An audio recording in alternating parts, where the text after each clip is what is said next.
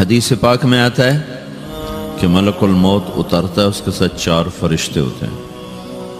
وہ چاروں فرشتے آتے اس کی پٹائی شروع کر دیتے ہیں.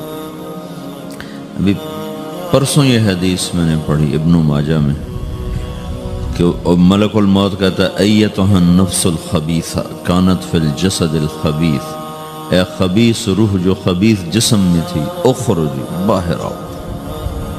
اب وہ واپس تو ہو نہیں سکتا، اپنے آپ کو روک تو سکتا نہیں، تو وہ حیران پریشان خوف زدہ. تو اس کے جواب میں اس کو ملک الموت کہتا ابشری ابشری بحمیم وغساق وآخر من شکلہ ازواج، تیار ہو جا خوفناک عذاب کے لیے اور کھولتے پانیوں کے لیے، کانٹے دار جھاڑیوں کے لیے اور بے شمار عذاب کی شکلوں کے لیے.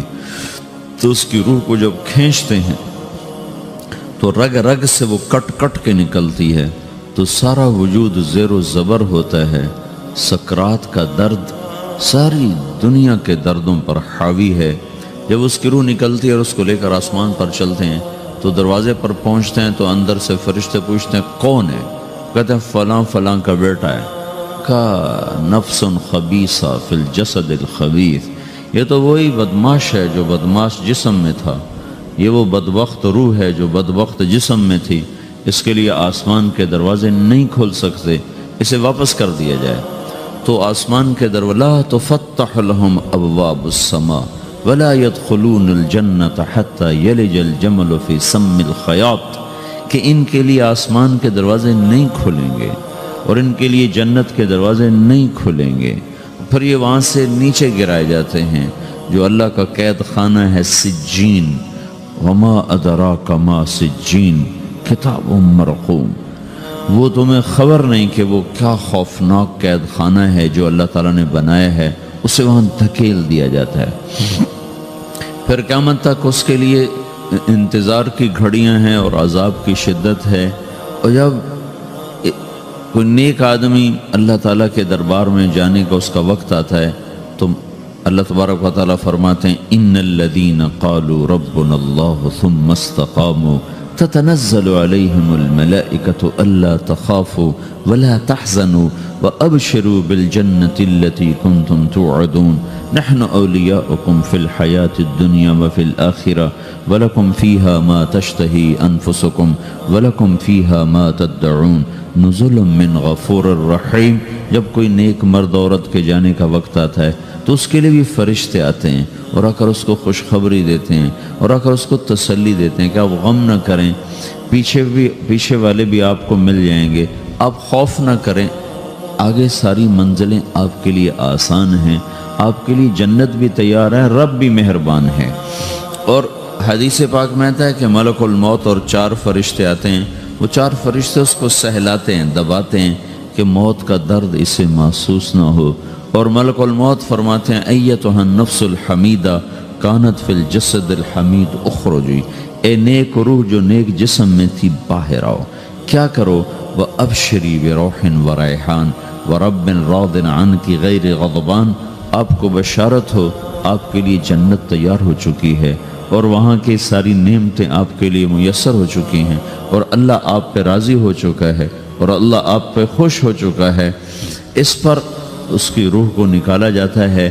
پھر سارے فرشتے اس کو استقبال کے ساتھ جب آسمان پر لے جاتے ہیں تو اندر سے پوچھتے ہیں کون ہے؟ کہ فلاں فلاں کا بیٹا، فلاں فلاں کی بیٹی. کہتے ہیں نفس حمیدہ فی جسد حمید، یہ تو نیک روح تھی جو نیک جسم میں تھی، مرحبا بہی. اس کو ہم سب استقبال کس کا کرتے ہیں اور ایک دم آسمان کے دروازے کھلتے ہیں. پھر وہ پہلا، دوسرا، تیسرا، چوتھا سارے آسمان پار کرتا ہوا اللہ پاک کے عرش کے نیچے کے جا کر، مرد ہے یا عورت، وہاں جا کر سجدے میں سر رکھتا ہے اور اللہ تعالیٰ فرماتے ہیں ہاں اس نے ہمیں خوش کیا، ہم اسے خوش کریں گے. اور اس کو عافیت کے ساتھ وہاں آسمان میں، پہلے آسمان سے لے کر اللہ کے عرش تک یہ سب ویٹنگ روم بنے ہوئے ہیں جہاں اللہ اپنے اپنے درجات کے مطابق جنت والوں کو ٹھہراتا ہے. اور وہ انتظار گاہ ہے اور وقت ختم ہو جاتا ہے، لہٰذا انتظار کی جو تکلیف ہے وہ بھی ختم ہو جاتی ہے. وقت ختم تو انتظار کا احساس ختم اور ٹائم کے گزرنے کا احساس ختم۔ تو جیسے اصحاب کہف کو اللہ نے غار میں داخل کر کے تو غار کے اندر سے وقت کو نکال کے باہر پھینک دیا، باہر 300 سال گزرے، اندر آدھا ہی دن گزرا تھا۔ وہ جب اٹھے ہیں تو وہ 25 برس کا نوجوان 325 سال کا ہو کے نہیں اٹھا، وہ 25 سال کی عمر میں اٹھا ہے۔ نہ ناخن بڑا ہے، نہ مونچھیں بڑی ہیں، نہ ان کی داڑیاں لمبی ہوئی ہیں، چونکہ تو زندہ تھے، مر نہیں گئے تھے۔ تو زندہ کے تو بال بھی بڑھتے ہیں، ناخن بھی بڑھتے ہیں، لیکن وہ اس طرح اٹھے کہ 300 برس گزر گئے اور 25 برس کا نوجوان 25 سال کی عمر میں اٹھا ہے، 20 برس کا 20 برس کی عمر میں اٹھا ہے۔ اور وہ کہنے لگے کم لبثنا، بھائی کتنا ٹھہرے ہیں؟ کہ یومن او بعض یومن، لگتا ہے کوئی دن آدھا دن ٹھہرے ہیں۔ وہ صحیح کہہ رہے تھے۔ باہر اللہ تعالیٰ نے وقت کی گھڑی کو چلائے رکھا اور اندر غار میں اس کو سوئچ آف کر دیا، نکال دیا، یہاں وقت کو داخل نہیں ہونے دیا۔ تو وقت کے گزرنے سے جو بھی اثرات مرتب ہوتے ہیں وہ ان پر مرتب نہیں ہوئے، تو وہ 20 آدھا ہی دن کے بعد اٹھے ہیں، باہر 300 سال، اندر آدھا دن۔ یہی کچھ اللہ تبارک و تعالیٰ برزخ میں کر دیتا ہے، وقت کو ختم کر دیتا ہے، گزرنے کا احساس نہیں ہوتا ہے۔ تو اس طرح میرے عزیزو، یہ دو موتیں ہر انسان دیکھتا ہے، یا وہ جنت کے فرشتوں کا استقبال دیکھتا ہے یا جہنم کے فرشتوں کی مار اور پٹائی کو سہتا ہے۔ رابعہ بصری رحمۃ اللہ علیہ کا انتقال ہونے لگا تو انہوں نے رات کو فوت ہوئی، تو انہوں نے اپنی خادمہ کو بلا کے فرمایا کہ کسی کو بتانا نہیں، جب میں مر جاؤں تو پڑوس میں 2-4 کو بلا کر نا میرا جنازہ پڑھوا دینا، اور جس کرتے میں تہجد پڑھتی تھی وہی میرا کفن بنا دینا، اور صبح بے شک لوگوں کو بتا دینا، میرے مرنے کے بعد میری میت کو رکھنا نہیں، فوراً دبا دینا۔ تو جب ان کا انتقال ہوا تو انہوں نے پڑوس کے 2-4 10-20 آدمی بلائے اور ان کو تدفین تجہیز سب کچھ ہو گئی۔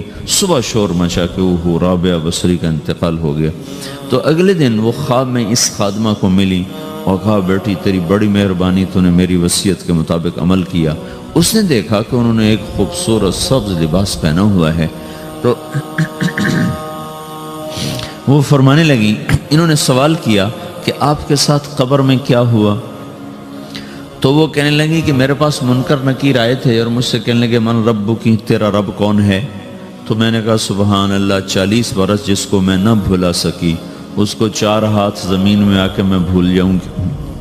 ان کا 42 برس کی عمر میں انتقال ہوا تھا۔ تو وہ کہنے لگے سبحان اللہ، جس کو میں 40 برس نہ بھولا سکی میں اسے 4 ہاتھ زمین کے اندر آ کے بھول جاؤں گی۔ تو منکر نکیر کہنے لگے اس کا کیا حساب لینا؟ پھر انہوں نے پوچھا کہ وہ آپ کا وہ کرتا کہاں گیا تہجد والا جس میں آپ کو کفن دیا تھا؟ کہا وہ اللہ نے مجھ سے لے لیا ہے اور میرے اعمال کے خزانے میں رکھ دیا ہے، قیامت کا دن میرا وہ کرتا بھی میرے ترازو میں تولا جائے گا، اور مجھے یہ لباس پہنایا ہے جو جنت کا لباس ہے۔ یہ بھی ایک موت ہے۔ اس طرح بھی لوگ مرتے ہیں۔ اور دوسری بھی ایک موت ہے، ہمارے علاقے کی بتا رہا ہوں، اپنے علاقے کی۔ ایک زمیندار مر گیا، اس کی قبر کھودی، ساری بچھوؤں سے بھری ہوئی، ایسے جیسے چیونٹیاں پھر رہی ہوتی۔ تو انہیں وہ بند کر کے دوسری کھودی، ساری بچھوؤں سے بھری ہوئی۔ پھر وہ بند کر کے تیسری کھودی، ساری بچھوؤں سے بھری ہوئی۔ قبرستان میں اتنے بچھو کہاں سے آ گئے؟ یہ زمین کے بچھو نہیں ہے، یہ آخرت کی بلائیں ہیں جس کے ساتھ اب اس سے قیامت تک رہنا ہے اور گزارا کرنا ہے۔ تو یہ 2 طرح کی موتیں روزانہ لوگ مرتے ہیں، روزانہ لوگ مرتے ہیں۔ جب نماز کا وقت ہوتا ہے ملک الموت ساری دنیا کا چکر لگاتا ہے اور دیکھتا ہے کون پڑھ رہا ہے کون نہیں پڑھ رہا، کون پڑھ رہا ہے کون نہیں پڑھ رہا۔ جو نماز کی پابندی کرتا ہے اس کی موت آسانی سے ہوتی، جو نماز میں غفلت کرتا ہے اس کے ساتھ موت کے وقت شدت اور سختی اختیار کی جاتی۔ تو بھائیو، یہ ایک جسم ہے، ایک روح ہے۔ روح باقی رہنے والی چیز ہے، جسم مٹ جاتا ہے، پھر اللہ سے قیامت کے دن نیا جسم عطا فرمائے گا، ایک نیا جسم دیا جائے گا۔ روح وہی ہے جو اللہ کے خزانوں میں جمع ہو جاتی ہے۔ نافرمان کی سیاہ کالی روح ہوتی ہے، فرما بردار کی روشن چمکدار روح ہوتی ہے۔ تو اللہ نے کچھ تقاضے جسم کے رکھے ہیں اور کچھ روح کے رکھے ہیں۔ جسم کے تقاضے پورے نہ کرو تو یہ پریشان ہو جاتا ہے، روح کے تقاضے پورے نہ کرو تو یہ پریشان ہو جاتی۔ روح کی پریشانی جسم سے زیادہ ہے، چونکہ روح کی طاقت جسم سے زیادہ ہے۔ روح جسم مٹی سے بنا ہے، اس کی غذا بھی مٹی سے نکلتی ہے۔ روح آسمان سے ہے، اس کی غذا بھی آسمان سے ہے۔ روح کا تعلق جب تک اللہ سے نہیں جڑتا، اس سے بھوک اور پیاس لگتی رہتی ہے۔ جسم کو جب تک روٹی اور پانی نہ ملے، یہ تڑپتا اور پریشان رہتا ہے۔ جیسے اللہ تعالیٰ نے ہمارے جسم میں روٹی اور پانی کی طلب کو بے ساختہ رکھ دیا ہے۔ میں بیان کے دوران بھی پانی پی رہا ہوں، آپ دیکھ رہے ہیں کہ میرا حلق سوکھ جاتا ہے، مجھے طلب محسوس ہوتی ہے پانی، حلق سوکھتا ہے پانی کی طرف بھاگتے ہیں، بھوک لگتی ہم روٹی کی طرف بھاگتے ہیں۔ یہ ایک ایسا اندر میں آٹومیٹک سسٹم ہے کہ ہم اس کو آف نہیں کر سکتے۔ یہ سوتے سوتے بھی بھوک کی وجہ سے آنکھ کھل جاتی، سوتے سوتے پیاس کی وجہ سے آنکھ کھل جاتی ہے۔ یہ ایسا خود اللہ تعالیٰ نے ساختہ نظام بنایا ہے کہ آپ اپنے جسم میں روٹی اور پانی کی طلب کو نہیں نکال سکتے۔ میرے عزیزو، ٹھیک اسی طرح اللہ نے انسانی روح میں اپنی طلب رکھ دی ہے اور اپنے رسول کی طلب رکھ دی ہے۔ یہ دو طلب ایسی ہیں کہ یہ آپ کے جسم روح سے نکل نہیں سکتی۔ جیسے بھوکا روٹی نہ کھا لے، پیاسا پانی نہ پی لے، اسے چین نہیں آ سکتا۔ وہ روح جو اللہ اور اس کے رسول سے نا آشنا ہے، جب تک وہ وہاں تک پہنچ نہیں جاتی، اسے چین نہیں آ سکتا، اس کا اندر پریشان رہے گا۔ 1997 میں جب جنید جمشید سے میری پہلی ملاقات ہوئی تو اس نے مجھ سے یہ سوال کیا کہ مولوی صاحب، ایک پاکستانی نوجوان جس گلیمر کو خوابوں میں دیکھتا ہے، وہ گلیمر تو مجھے زندگی میں ویسے ہی حاصل ہے۔ میرے چاروں طرف زندگی کا رقص ہے اور میری زندگی کی ہر خواہش، السلام علیکم، ویلکم بیک ٹو مسلم سیرہ۔ ایسے ہی بیانات سننے کے لیے ہمارے چینل کو سبسکرائب کریں اور بیل آئیکن کو ضرور دبائیں۔ شکریہ۔ تمنا پوری ہے، اس کے باوجود میرے اندر اندھیرا ہے، میرے اندر خلا ہے۔ مجھے لگتا ہے میں وہ کشتی ہوں جس کا کوئی ساحل نہیں، جس کی کوئی سمت نہیں، جس کا کوئی گھاٹ نہیں۔ یہ کیوں ہے؟ میرے ساتھ تو ایسا نہیں ہونا چاہیے۔ ایک عام لڑکا تو کہتا ہے ہائے کاش یہ ہوتا، اس کو وہ نہیں ہو رہا تو پھر وہ پریشان ہے، ہائے یہ ہوتا، ہائے وہ ہوتا۔ تو میں تو ہائے نہیں کرتا ہوں، میری تو ہر لذت اور خواہش میرے سامنے تشتری میں سجا کے پیش کی جا رہی۔ میں کیوں ایسا کر رہا ہوں؟ میں ہائے ہائے کیوں کر رہا ہوں؟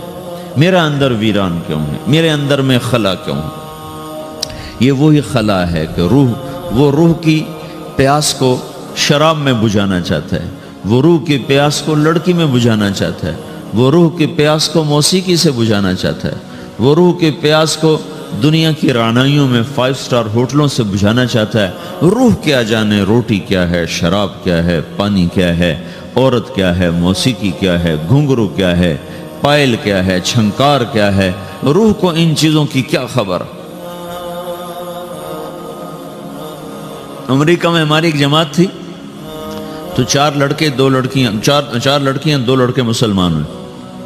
تو ایک لڑکے کا نام رکھا تھا ابراہیم، اور اس کو جب پڑھایا نا کلمہ، انہوں نے کہا ہائے، ان کے ہائے، اور دونوں ہاتھ یہاں رکھے سینے پر، دل پر، کہا ہائے۔ تو ہمارے ساتھی ہیں ڈاکٹر اختر، وہ کہنے لگے کیا ہوا کیا ہوا؟ کہنے لگا جب سے ہوش سنبھالا یہ جگہ خالی تھی،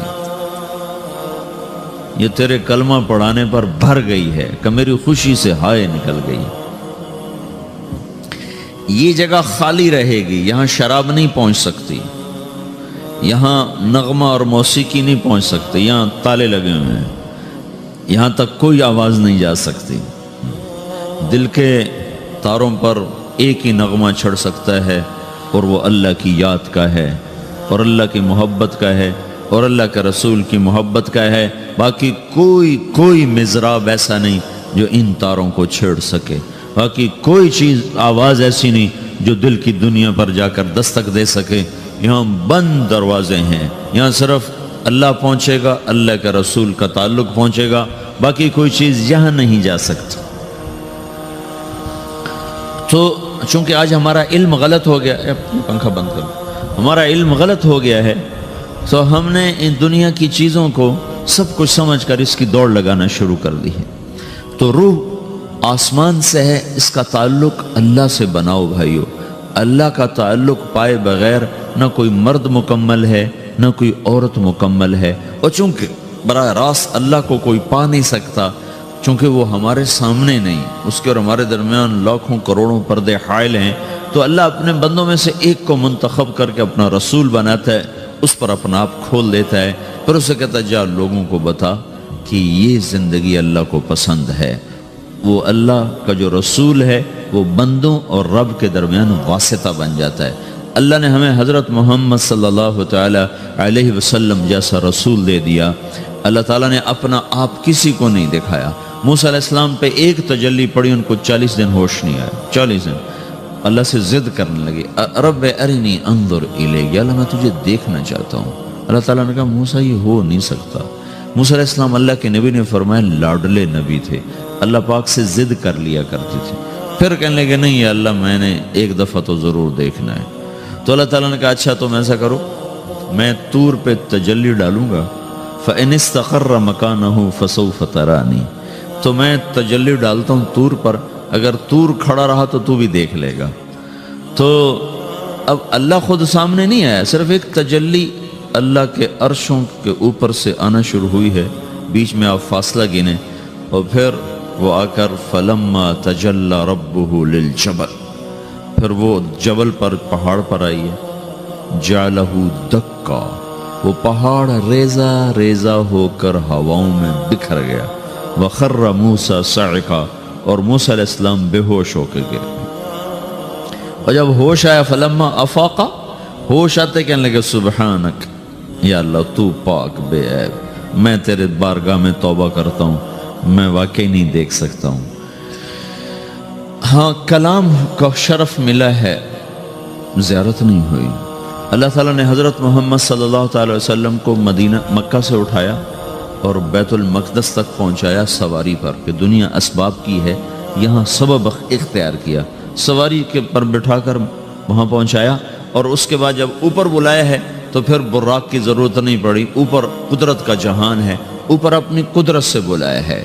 یہ بیچ میں دیکھو نا کتنا بڑا، آپ اگر ہوا سے اوپر چلے جاؤ، یہ 500 میل ہوا کا غلاف ہے، اس سے اگر اوپر چلے جائیں گے نا تو آپ خود بم بن کے پھٹ جائیں گے ایک دھماکے کے ساتھ، چونکہ ہر انسان کے اوپر ہوا کا ایک پریشر ہے، کوئی 280 من کے قریب ہر انسان کے اوپر ہوا کا پریشر ہے۔ اس پریشر کو توڑنے کے لیے میرے اندر خود ایک پریشر بنا ہوا ہے جو اس کو توڑ رہا ہے۔ جب یہ ہوا کا پریشر میرے اوپر سے ریلیز ہو جاتا ہے تو میرا اندر کا اپنا پریشر بم کی طرح پھٹے گا اور مجھے پرزے کر دے گا۔ اس لیے وہ خلائی لباس بنایا جاتا ہے جس میں وہ مصنوعی پریشر دیا جاتا ہے تاکہ اوپر جا کر یہ پھٹ نہ جائیں۔ ہمارے نبی جس کرتے اور تہمد میں تھے اسی کرتے اور تہمد سے بیت المقدس سے چلے ہیں اور ہوا کو نہیں پار کیا، 7 آسمان ہی پار کر لی۔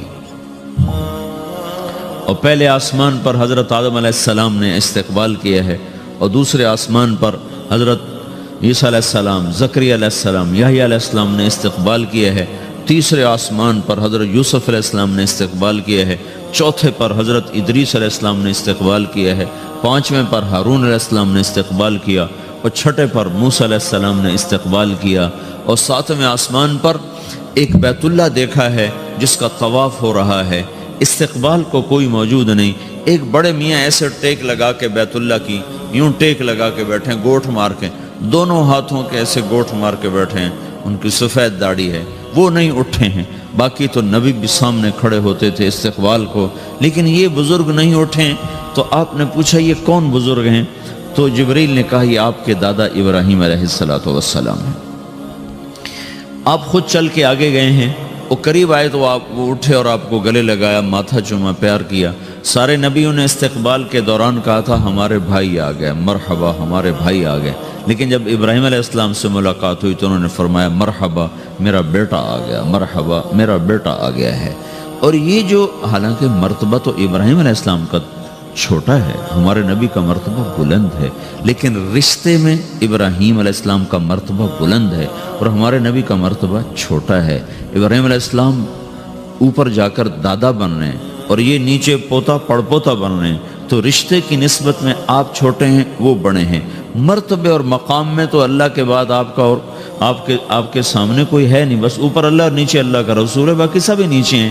لیکن یہ امت کو سبق دینا تھا کہ اللہ تعالیٰ کو معلوم تھا کہ آنے والی یہ جو نسل ہے یہ ماں باپ کے نافرمان ہوں گی، چونکہ انہیں صرف پیسہ کمانا، آپ کا بھی قصور نہیں، آپ کو ٹیکسٹائل سکھائی جا رہی، کوئی ماں باپ کی تعظیم تو نہیں سکھائی جا رہی ہے۔ اور خود آپ کے ماں باپ نے آپ کو نہیں بتایا کہ ماں کسے کہتے ہیں، باپ کسے کہتے ہیں۔ جس چیز نے بتانا تھا وہ آپ نے پڑھا نہیں، وہ تو دین نے بتانا تھا، قرآن نے بتانا تھا، سیرت نبی نے بتانا۔ وہ سیرت آپ نے پڑھی نہیں، قرآن آپ نے پڑھا نہیں۔ آپ کا سارا زور لگا پہلے وہ ایف ایس سی کو پاس کرنے میں، پھر ٹیکسٹائل میں آ گیا تو اب دھاگا کیسے بنتا ہے۔ آپ کا سارا علم ہے کہ دھاگا کیسے بنتا ہے، یہ علم آپ نہیں پڑھ رہے کہ انسان کیسے بنتا ہے، یہ مشین کیسے چلتی، آپ یہ سیکھ رہے ہیں۔ یہ انسان کیسے چلے یہ کسی ادارے میں نہیں سکھایا جا رہا۔ وہ اداروں کا یہ موضوع ہی نہیں کہ انسان بناؤ، اداروں کا موضوع ہے بس روبوٹ بناؤ جنہیں بس دھاگا بنانا آتا ہو، کسی کو دوائی بنانی آتی ہو، کسی کو حل بنانا آتا ہو، کسی کو بم بنانا آتا ہو، کسی کو کپڑا بنانا آتا ہو، کسی کو لوہا بنانا آتا ہو۔